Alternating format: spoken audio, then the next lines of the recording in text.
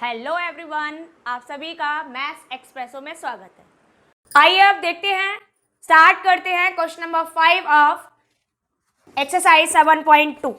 यहाँ पर आपको जो भी फंक्शन दे रखा है वो है in the terms of trigonometry, means we are integrating the function sine with angle ax plus b and then cos angle is ax plus b।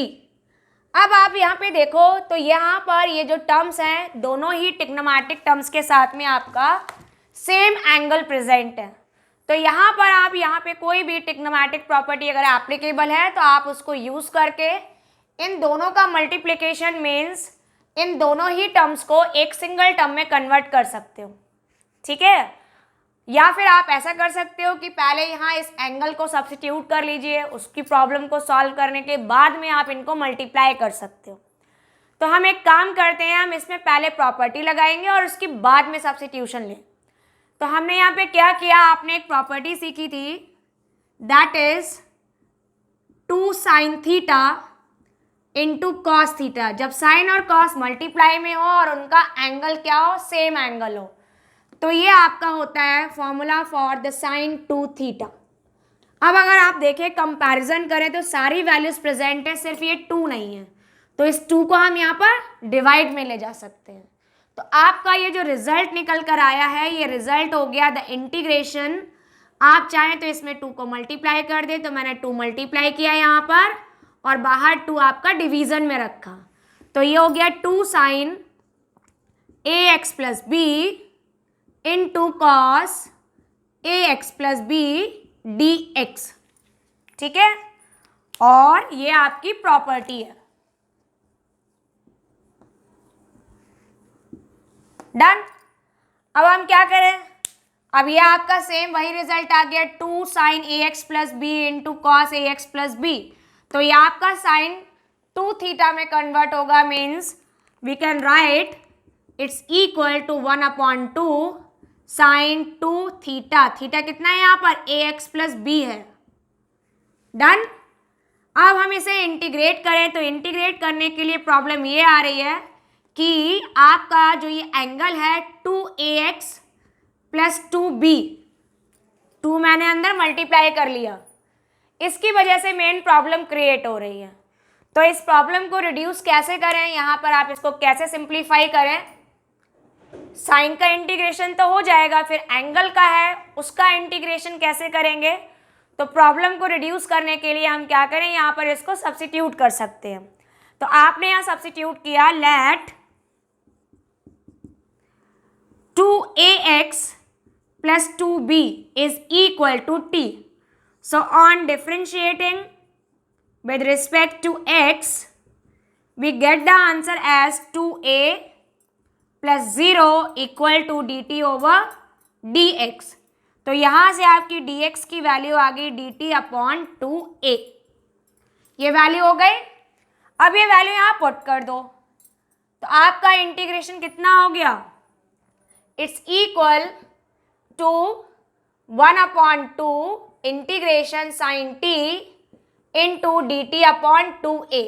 2a आपका कॉन्स्टेंट है, आप इसको बाहर ले सकते हो, तो ये आपका इंटीग्रेशन रिमेनिंग रहा 1/4a sine t and dt।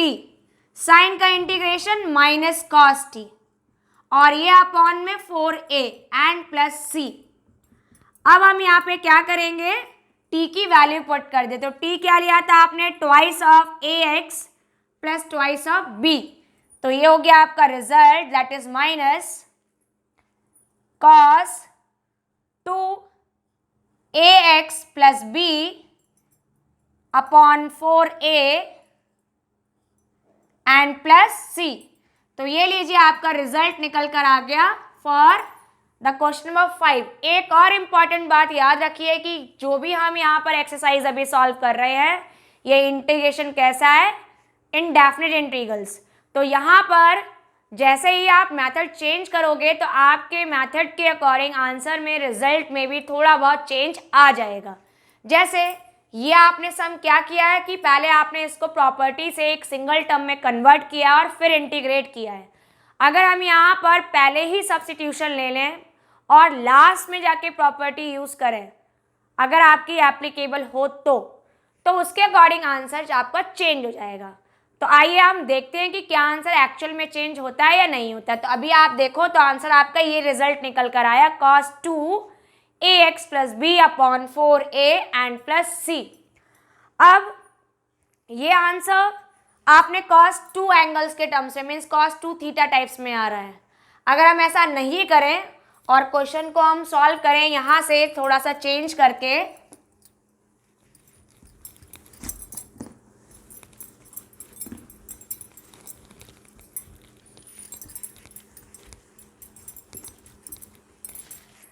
तो यहां से हम सेकंड मेथड के थ्रू सॉल्व कर रहा, हमने क्या किया यहाँ पर पहले ही सब्स्टिट्यूशन ले लिया। चाहे तो आप साइन को ले लो या फिर आप कॉस को ले लो, किसी भी टर्म को ले सकते हैं क्योंकि साइन का डिफरेंशिएशन कॉस होता है और कॉस का साइन में होता है। तो मैंने यहाँ पे सब्स्टिट्यूट कर लिया let sine A X plus B is equal to T. तो जब हम इसे डिफरेंशिएट करेंगे विद रिस्पेक्ट टू एक्स तो आपका रिजल्ट आएगा cos ax प्लस बी, पहले साइन को किया फिर एंगल को करेंगे तो ax का a एंड b का हो गया 0 is equal to D T upon D X. तो यहाँ से आपकी dx की वैल्यू आ गई D T upon a into cos A X plus B. ये वैल्यू जो हम यहाँ यूज़ करेंगे तो आपके पास में इंटीग्रेशन हो गया integration of t into cos A X plus B into D T upon A cos A X plus B. ये आपका टर्म हो गया कैंसिल, रिमेनिंग बचा आपका 1 upon a integration of T D T. अब आप इसे इंटीग्रेट कर दें तो आंसर आएगा आपका 1 upon A into T square upon 2 and plus C. जैसे ही आप यहाँ पे t की वैल्यू पुट करेंगे आपका आंसर आएगा integration is equal 1 upon 2a, T square means sine का स्क्वायर, तो ये हो गया आपका sine square A X plus B and plus C. तो आपका पहला answer cos 2ax plus B upon 4a terms में आ रहा था, अभी ये आ रहा है। क्या ये दोनों ही आपके बिल्कुल डिफरेंट हैं? अभी देखो देखने पे तो आपको अलग अलग लग रहे हैं, लेकिन आप चाहो तो इस आंसर को उस आंसर में कन्वर्ट कर सकते हो और उस पहले वाले आंसर को भी इसके अकॉर्डिंग लिख सकते हैं। जैसे आप इसे ऐसे भी तो लिख सकते हो, साइन स्क्वायर को अगर हम cos 2 थीटा में कन्वर्ट करेंगे तो फॉर्मूला होता है cos 2 theta is equal to 1 minus 2 sine square theta. ठीक है, अगर हम यहाँ से साइन स्क्वायर थीटा निकालें तो आपकी वैल्यू होती है 1 माइनस cos 2 थीटा अपॉन 2। वो वैल्यू आप यहाँ यूज करें तो आपका i इज इक्वल टू हो गया 1 अपॉन 2a, ये हो गया 1 minus cos 2 theta means A X plus B upon 2 and plus C.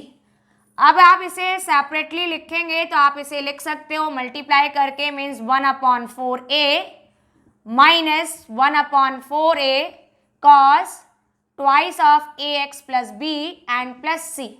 अब ये जो टर्म है आपका ये कांस्टेंट है और c क्या है, ये भी कांस्टेंट है। आप इन दोनों को कंबाइन कर सकते हो और उसके लिए एक नया इंटीग्रेशन कांस्टेंट ले सकते हैं। जैसे मैंने यहाँ लेट कर लिया let c plus 1 upon 4a is equal to c dash. तो ये आपका आंसर पहले वाले आंसर में कन्वर्ट हो गया। तो ये भी आपका देखिए आ गया ना, minus 1 upon 4a cos twice of A X plus B and plus C dash.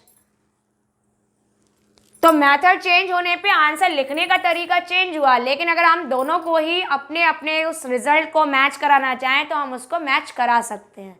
तो आप ये मत सोचिए कि आपका रिजल्ट आंसर शीट से मैच नहीं हो रहा है कि आप प्रॉब्लम है, तो कोई प्रॉब्लम नहीं है कि आप बस ये देखो कि उनका आंसर किस टर्म में लिखा हुआ है और आपने किस में निकाला है। अगर आप उसको और भी आगे ले जाकर सिंप्लीफाई करेंगे तो आपके दोनों का ही आंसर बिल्कुल एग्जैक्ट मैच करने लग जाएंगे।